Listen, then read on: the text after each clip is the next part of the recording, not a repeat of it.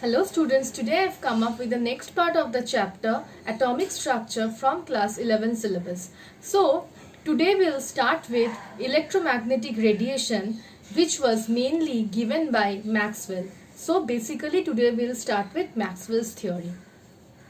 So before starting with Maxwell's theory, you should know certain facts. That is about light. What you all should know?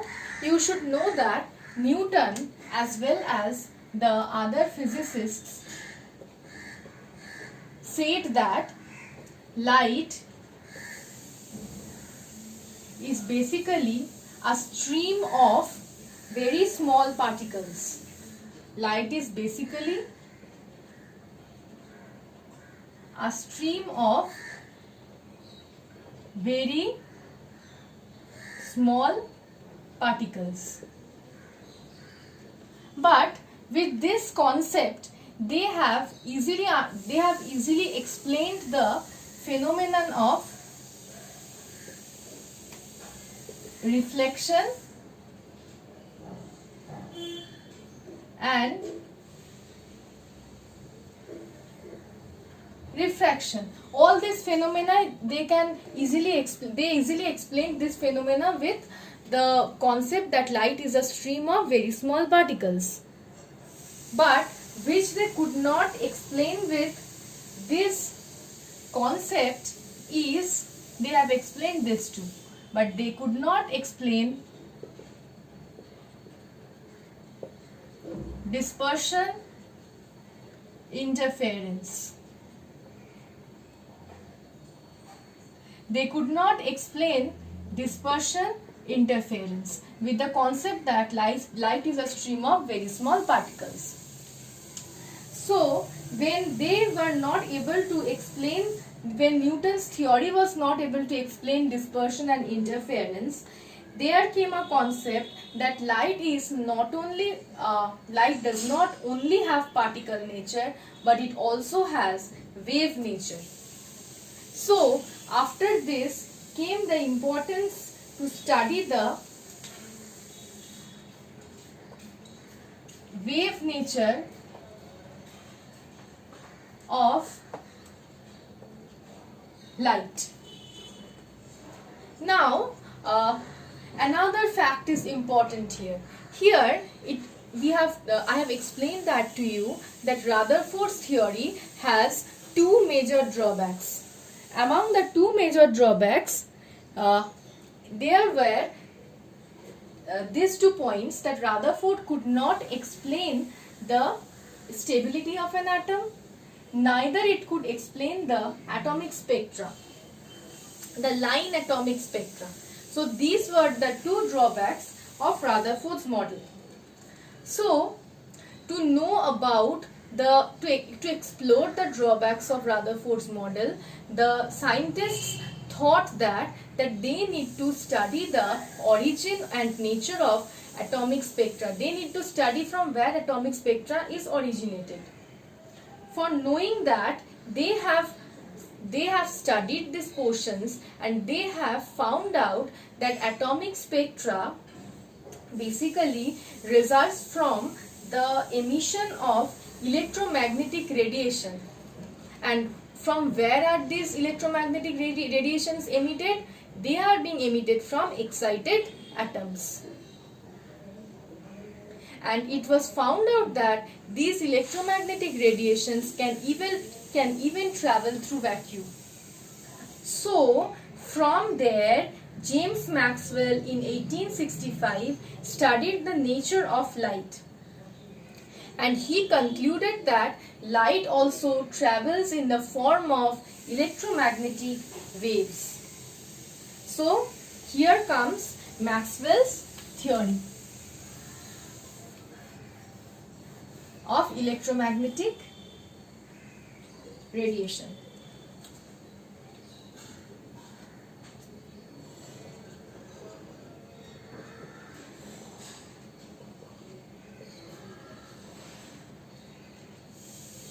Maxwell's theory. So he said that light travels in the form of electromagnetic radiation or electromagnetic waves, right? Light travels in the form of electromagnetic waves. So, this is the z-axis. This is the x-axis and this is the y-axis. So, the light will travel, the electromagnetic wave of the light will travel along the x-axis. So, this is the direction of propagation of light.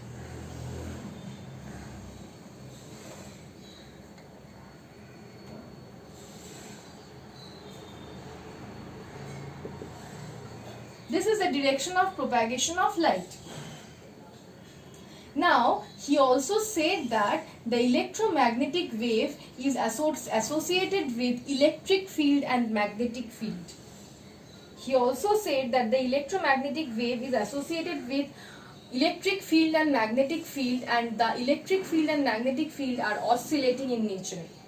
And these electric fields and magnetic fields, as well as the propagation of light's direction, all of them are perpendicular to each other. We know that the x, y and z axis are perpendicular to each other.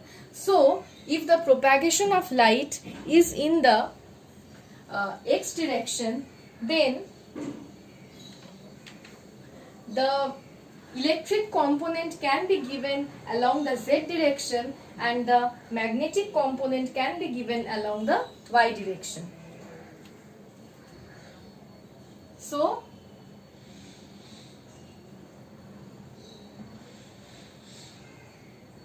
this can be the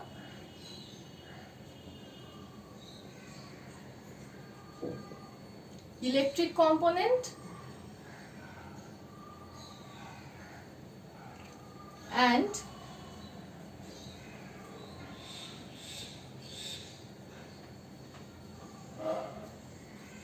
this can be the magnetic component. So, this was what Maxwell studied. Remember one thing, in my drawing I did a mistake, that this won't go to that extent like this, okay?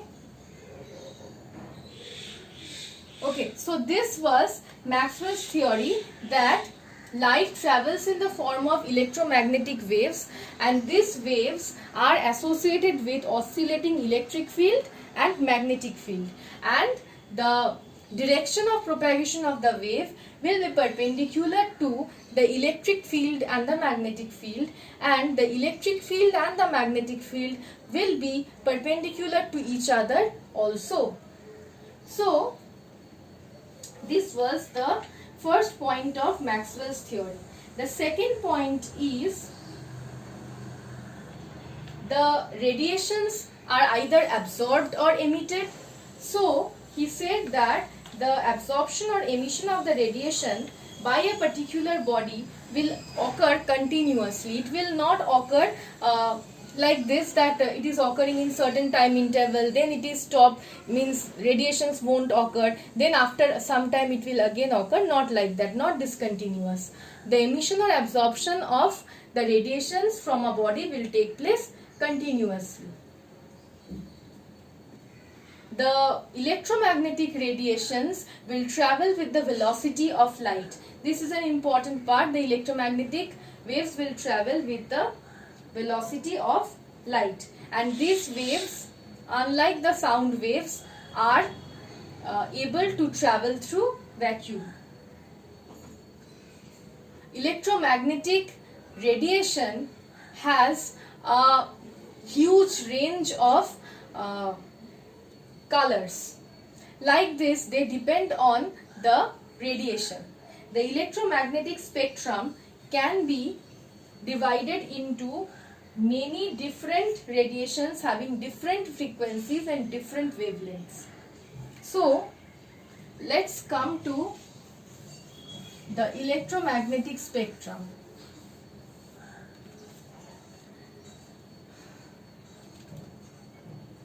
I'll tell the name of the rays depending on increasing wavelength. Okay, depending on increasing wavelength.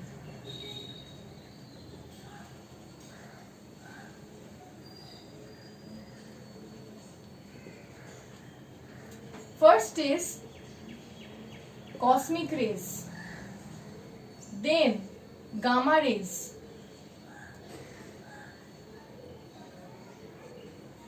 X-rays,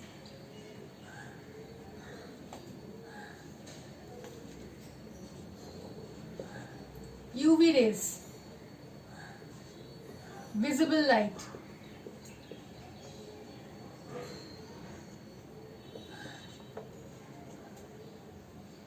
infrared rays,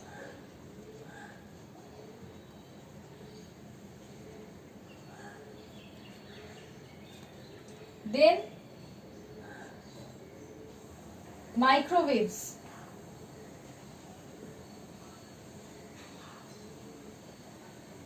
followed by radio waves. Now, cosmic rays has the lowest wavelength, radio waves has the highest wavelength.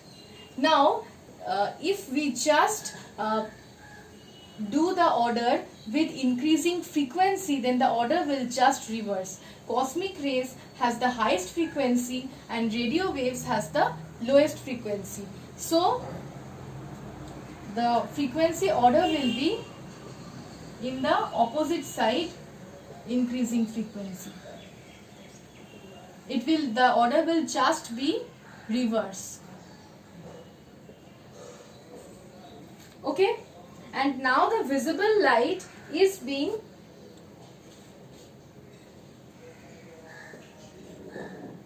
visible light portion is being splitted into Vibgyor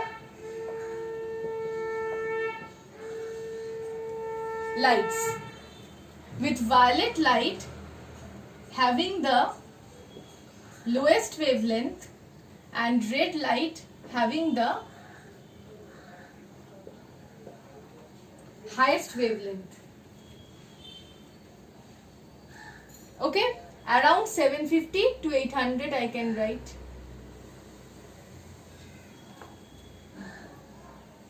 Okay, so this is about the electromagnetic spectrum.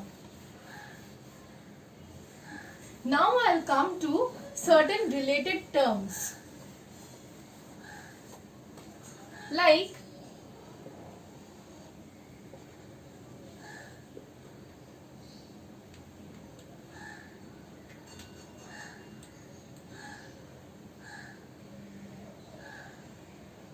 if I consider this to be an electromagnetic wave, then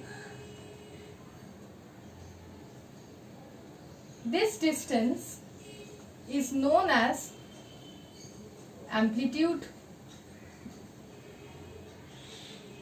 Okay, the longest displacement from the mean position, this is known as amplitude.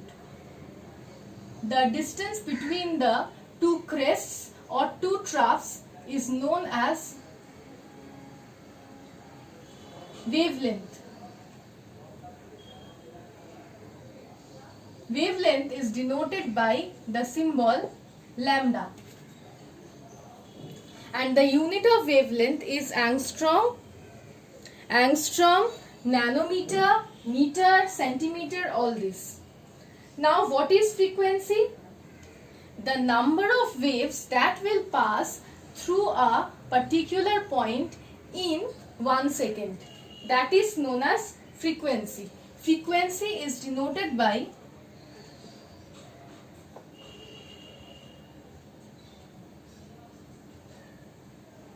not like that.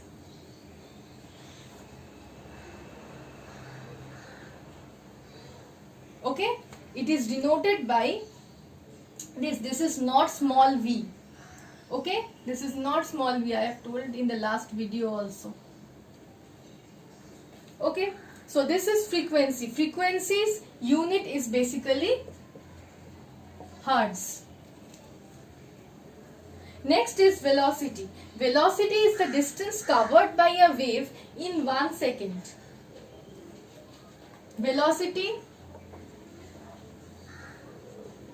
is denoted by c, and it is equal to wavelength into frequency. We all know that the velocity of electromagnetic radiation is basically that of light, 3 into 10 to the power 8 meter per second. And the last term which you should know is the wave number. Wave number is basically the number of waves which is formed in 1 centimeter length. Its unit is basically 1 centimeter inverse, but you can also write it in terms of meter inverse. This is wave number. It is the reciprocal of wavelength, which we can write also as frequency by velocity. Because from this equation you can see that lambda is equal to c by frequency. So here wave number is reciprocal of wavelength. So if wavelength is c by frequency, means velocity by frequency, then we can write wave number as frequency by velocity. Okay, so these are the certain terms which you should know. Next is the limitations of electromagnetic wave theory. What is the limitation of this theory? This theory could not explain certain important parts, certain important phenomena which has taken place, but this theory could not explain those. Number one is the black body radiation. Number two is, okay, these are the limitations.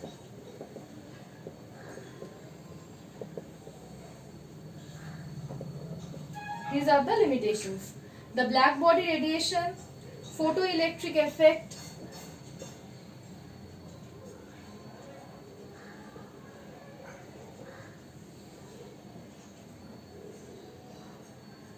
atomic spectra, line atomic spectra,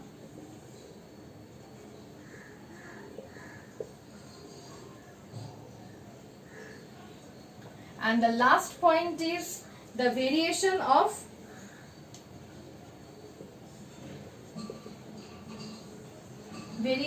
heat capacity of solids